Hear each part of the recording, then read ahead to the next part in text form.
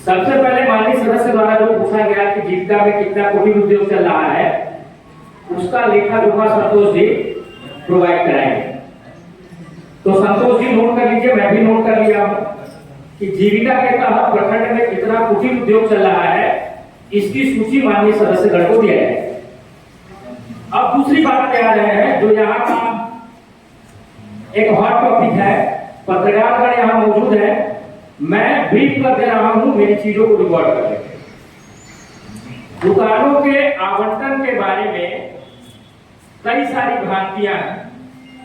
मैं उस सारी भ्रांतियों को दूर करते हुए, हालांकि मेरे समय का कुछ था नहीं, लेकिन मैं पूरी तरह से आश्वस्त करना चाहूंगा और मेरा लिखित रूप से गया हुआ है डीएम सर के पास, और लिखित रूप से 13 तारीख कल अनुमंडल लोक शिकायत में मैं जाके अपना लिखित दस्तावेज दे रहा हूं।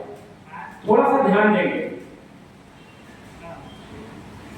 तत्कालीन सचिव श्री एमएस राजू साहब का पत्र था ग्रामीण विकास विभाग के लिए कि जो ग्रामीण विकास विभाग की प्रखंड परिसर की जमीन है, वहां पे दुकान का निर्माण होगा और उसका आवंटन जीविका के सदस्य को किया जाएगा। अब प्रोसेस हम बता रहे हैं, मेरी पूरी बात सुन लिया जाए। ये जो दुकानों का निर्माण हुआ प्रखंड परिसर की भूमि में है, कोई अवैध कब्जा नहीं है। मैं सारा दस्तावेज डीएम साहब को पहुंचा के ब्रीफ कर चुका हूं नक्शे के साथ। दूसरा चीज, जो यहां पे दुकान का निर्माण होगा वो डीडीसी साहब के अध्यक्षता में, उनके देखरेख में, मार्गदर्शन में एग्जीक्यूटिव इंजीनियर द्वारा निर्माण कराया गया। जो हमारी अथॉरिटी थी वो विभाग का एग्जीक्यूटिव इंजीनियर था, जो कि जिला स्तरीय पदाधिकारी है, उसके देखरेख में भवन का निर्माण हुआ।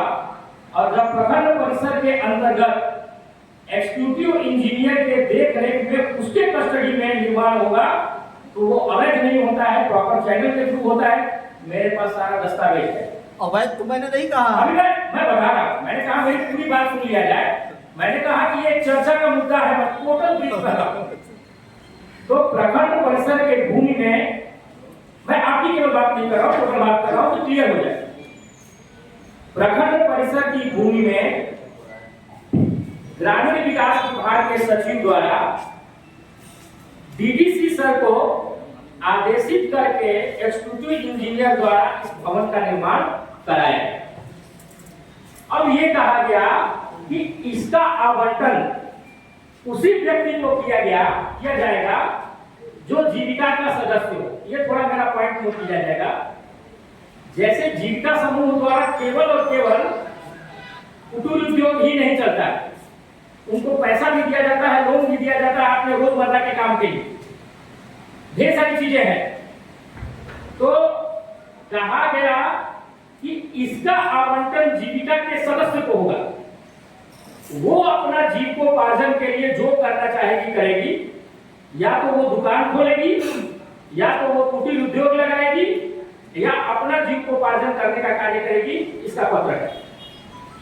तो इसके आवंटन के लिए क्या गया, डीडीसी सर के देखरेख में एक एपीओ की नियुक्ति की गई। एक एपीओ की नियुक्ति की गई और वो एपीओ 4 लोगों की कमेटी बैठी, जिसमें ईओ साहब, वीडियो साहब और उसके बाद से जीविका के बीपीएम, इन सभी लोगों की एक कमेटी थी। और जो सदस्यगण फॉर्म डाले थे, आप जानते हैं जीविका का सदस्य होगा तो उसका जो भी प्रूफ है उस फॉर्म में लिया जाएगा, तो वो प्रमाणित किया जाता था कि ये जीविका का सदस्य है। 37 लोगों का फॉर्म पड़ा हुआ था और इसमें क्या किया गया, उन जीविका के सदस्यों का दुकान का आवंटन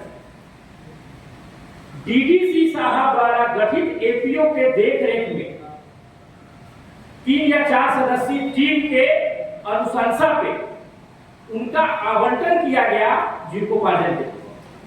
अब वो जीविकोपार्जन के लिए अपना क्या चीज अपना रही है, इस पे प्रश्न चिन्ह नहीं था। तो ये सारी उसी प्रक्रिया के अंतर्गत है। और ये चीज वीडियो के देख रेख से नहीं है, मैं स्पष्ट बोलता हूं, ये चीज डीडीसी के देख रेख में।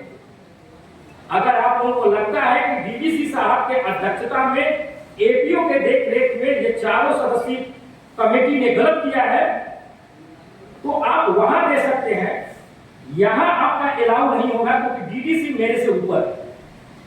मैं तो फाइल अवैधिक एज ए वीडियो उसका एक सदस्य था, वीडियो उसका एक सदस्य था। तो अगर आपको लगता है कि फर्जीवाड़ा हुआ है, ऐसा हुआ है, वैसा हुआ है, ये हुआ है, वो हुआ है, मैंने किसी डीएम साहब को दे दिया है, एसडीओ साहब को दे दिया है, कल मैं जा रहा हूं अनुमंडल लोक शिकायत में देने के लिए। आप सदस्यगण को जिस किस्म का फ्रॉड लगता हो, आप लोग डीडीसी सर से संपर्क कर सकते हैं, मैं उसके लिए अधिकारी नहीं हूं।